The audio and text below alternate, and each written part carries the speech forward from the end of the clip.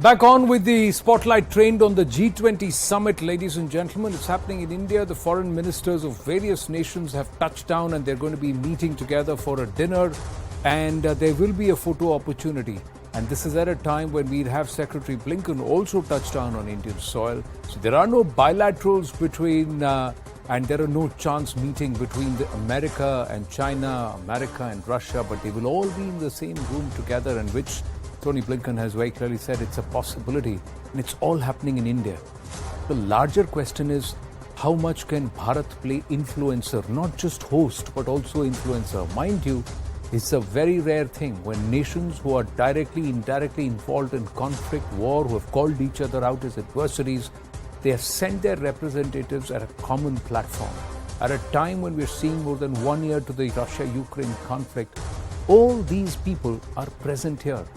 Foreign ministers from all the nations, the NATO powers who are backing Ukraine, Russia, China, they're all present here.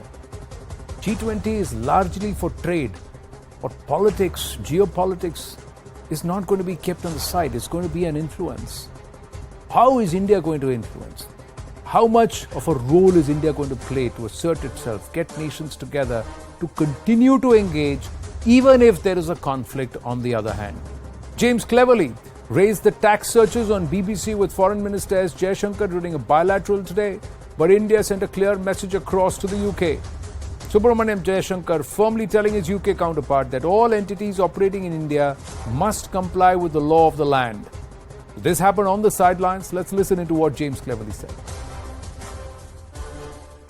I didn't see the documentary, but of course I have seen the reaction both amongst the Indian diaspora community in the UK and here in India.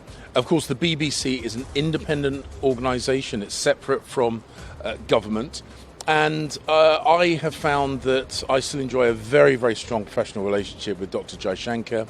I'm enjoying a fantastic hospitality here in Delhi. So I think the relationship between the UK and India is as strong as ever. It's growing stronger by the day. And I'm very much looking, whilst I'm here in Delhi, to build on what is already a good bilateral relationship. Interesting. He says BBC is an independent entity and works on its own, but the British government is concerned about the tax searches at the BBC's office. Meanwhile, US Secretary of State Antony Blinken makes it very clear the US has no plans to meet Russian or Chinese counterparts. At the G20, Russia and China will both be sending their foreign ministers. Do you plan to talk to them one-on-one or talk to them in a group setting? And what do you plan to say to them about the Ukraine war? No plans to see either at the G20, although I suspect that we'll certainly be in group sessions of one kind or another together. They will be in the same room. Can India play catalyst? Can India play influencer? Can India increasingly assert itself at the table? Prabhu Dayal ji, former diplomat, is with us, Ambassador Prabhu Dayal, and also Professor Madhav Nalapad, senior journalist, Vice Chair, Manipal Advanced Research Group. Namaste, Jai Hind, gentlemen. Ambassador Prabhu Dayal, what are you going to look for in this very key meet at the G20 summit? Anand, I couldn't hear you. What are you looking for? What do you think should be perhaps the outcome that you would want from a Bharat perspective, India perspective? I would want ceasefire in the Russia-Ukraine war. I would like to have some forward movement in regard to the global complex issues. And of course, I would want that there should be a solution found, a diplomatic solution, which has been emphasized by India all along. But of course, I would be very cautious also because of the fact that there is a big divide in the positions of the two sides. The G20 itself is so divided between two different camps. The United States and its Western allies on one hand, and Russia and China on the other. So while I wish that a lot would be achieved, but I think that the turf is very difficult right now, and you showed Tony Blinken saying that he has no intention of talking to the Russian or Chinese foreign ministers. So I hope that India can play some role in ending this polarized G20 and finding a way out.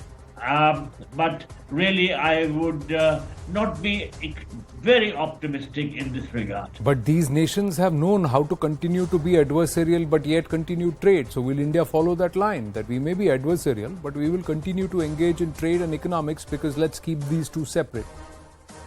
Madhav Nalapatji.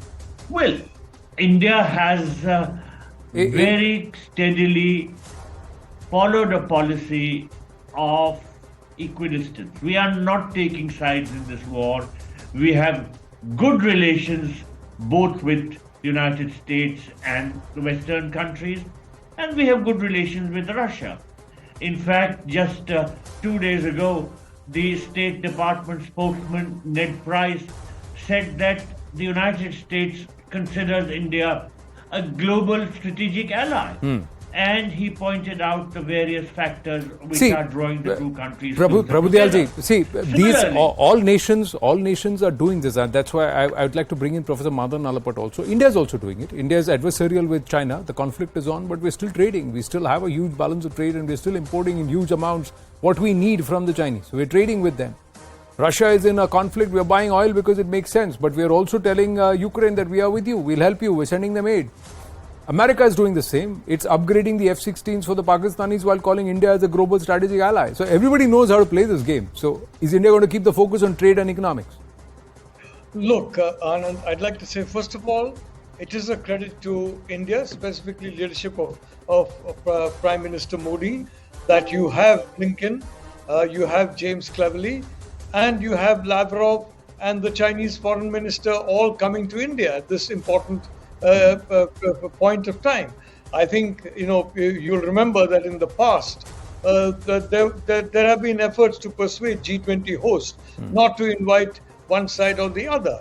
I don't think there was any such pressure on India, and because of the realization that India, led by Prime Minister Modi, is not going to succumb to that kind of pressure.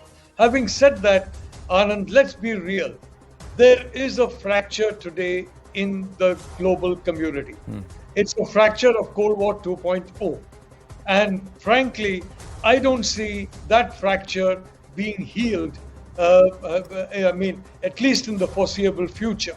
So in my view, what India needs to do is not try and chase an impossible consensus between the two contesting sides. It's not going to happen.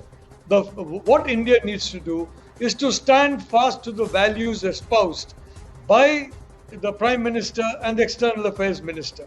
The Global South, the importance of the Global South, the importance of supply chains, the importance of ensuring that these unbearable debts that have been created, especially in the last 15 years, some recourse is found to write down to something else so that these debts are reduced, and that the sanctions that have been placed on Russia, the logistical challenges that have been placed, do not impact food supply in the manner they have. I think in bilateral meetings, Minister Jaishankar will be working on that. And in my view, Anand, let's not worry about who supports us, who doesn't support us. Remember Rabindranath Tagore, Akla chalo re, yadi tumar dakshune koi ashe na, tobi akla chalo re.